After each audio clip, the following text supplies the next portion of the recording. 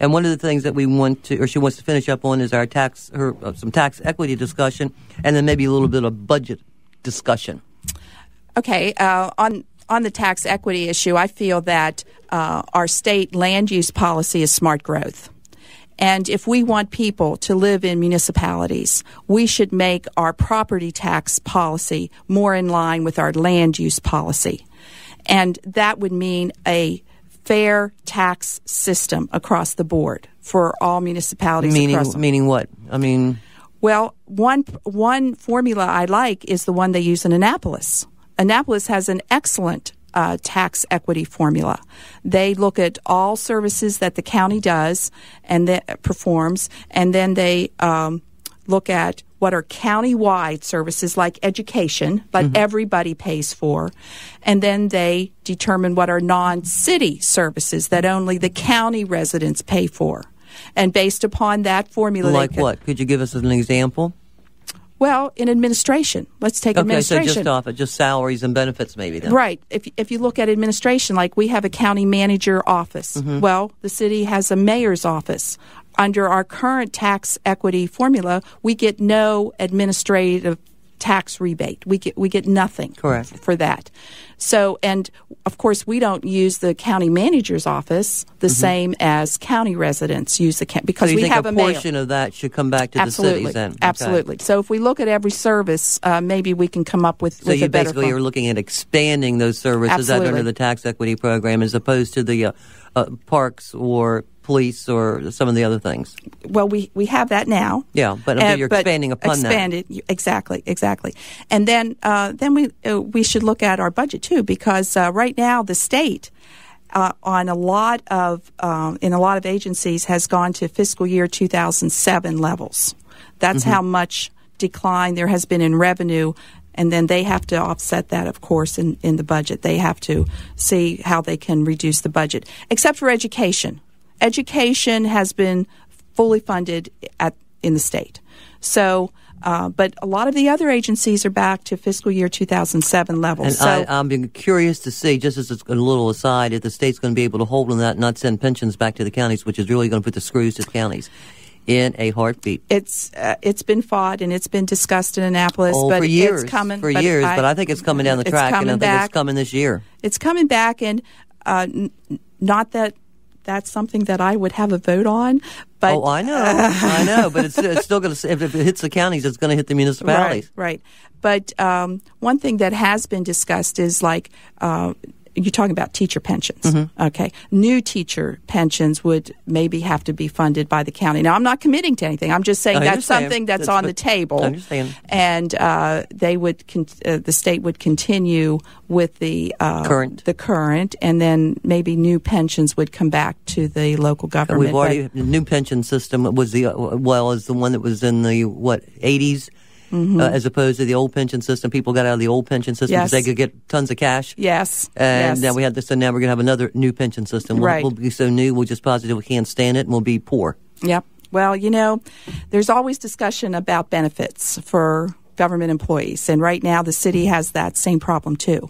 We all do. We all do. I shouldn't say all levels. I should say not. All levels of government have to look at the pension. But another aspect of the city that I've been involved in is, of course, I'm very involved in my NAC 7. I'm over in Fredericktown Village, which is over near TJ, and the mayor did appoint me to the Land Management Code Work Group. And you're a real glutton, aren't you? Well, I've really enjoyed that. We've been meeting since January 2008, and we meet every 2 weeks. And are we going to have a final product of my life? Well, actually, what we've done now recently is we've come forward with some text amendments. One text amendment that we've come forward is new notice requirements for neighborhoods when there's development in their neighborhood. So when a property when they make application for development, the property is immediately posted. So the neighborhood knows that this property is now in the application stage, and you can follow along the progress of that application through the development process in the planning department. It also will tell you who the planner is assigned to that application. And they'll also, of course, be coming to the NAC to explain what the new development That's is. a new requirement. I think Mayor Holtzinger started that requirement, if I'm not mistaken. Exactly. And so I think that's great, because before we were coming in at the end. The property got posted at the public hearing stage when all the decisions were made. But now, with these new notice requirements, they will be coming before the Planning Commission September 14th, next Monday evening. Oh, excellent. Okay, so you are moving forward on it. Yes, and another thing that we've done is we have looked at infill development in the historic district. And what we've done is we've looked at the park land requirement. That requirement was $10,400 per unit if you built a building in the historic district. Is that single family? Anywhere, actually anywhere. But what we're trying to do is promote, like a condominium. Oh, okay. Yeah. Okay. So $10,400 per unit. Okay. So what we've done now is we've asked the Planning Commission to approve, and then, of course, that would have to go to before Mayor and Board, to waive that fee. And now we've put in its place $1,000 for park maintenance in that area downtown, because we have enough parks downtown. We have Carroll Creek, we have Baker Park, absolutely. We have a lot of little neighborhood parks. So we couldn't establish a rational nexus between asking for the fee and needing more park space downtown. So, and there were projects that were not moving forward because of that fee. Because of that fee. So, in order to remove some of these barriers to infill development, that's our first one. And now we're going to be looking at the parking requirements. I know that's a toughie. I know it's a toughie. We've looked at the study that was done a few years ago. To say the all new infill can't have cars. Then you solve the problem. And I mean, how I can make your life so much simpler, Carol. I just don't understand. Well, we're looking at it. I didn't say we've solved it yet. The parkland was much easier. That's why we tackled that first. Smart. And now we're going to look at the parking. Okay. And we have a couple minutes left. Okay. You want to talk about any budget issues or any other concern that you may have or that you want the voters to hear about?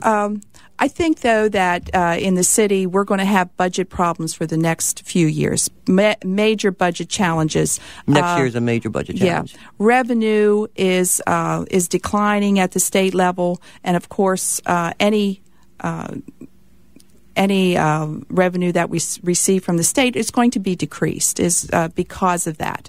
So, and that's also going to happen at the county level also. We've already lost $367,000 in police aid. That program I talked to you about before, the Safe Streets program, that has $170,000 in grant funding available. I'm not sure whether we can get that. We certainly will see what Chief Dine says tomorrow after the meeting in Annapolis to see whether he wants to pursue that grant funding. But that would be targeted for hotspot areas. That would be targeted, but it would shore up some of that, what we lost in police aid from the state at this point. And we also are losing highway user revenue. That's a major concern. That's a major concern. So it's kind of ironic. People always said Americans are driving their cars too far, too many times, and too many trips and all that kind of stuff. Then they stop driving and buying gas, and all of a sudden it's like, well, what happened? Exactly. Well, duh, I could have had. And this is happening on the federal level, too. Oh, absolutely. The gas tax, of course, like you said, there's not as many people driving, so people aren't buying as much gas. So the gas tax revenue at the federal level is influencing the amount of money they have to give back to the states for transportation projects. So that's why public-private partnerships are going to be important, what we call P3. And 23 states now currently have some form of P3 legislation in place. We do have public-private partnerships in Maryland, but we haven't moved forward enough on the transportation P3. But we need to make certain that the private sector is going to be able to fulfill its obligations. Yes. I mean, that so many times you get into a situation, they'll say, well, we'll do it, and all of a sudden they don't cough up the cash. Then where are you? Government sitting there. There's two models out there. There's a Florida model and more recently an Arizona model that Secretary LaHood has approved, and President Obama also is supportive of P3. So that's something that we should advocate for. Okay, Carol, listen, we want to thank you very much for coming in. You're certainly very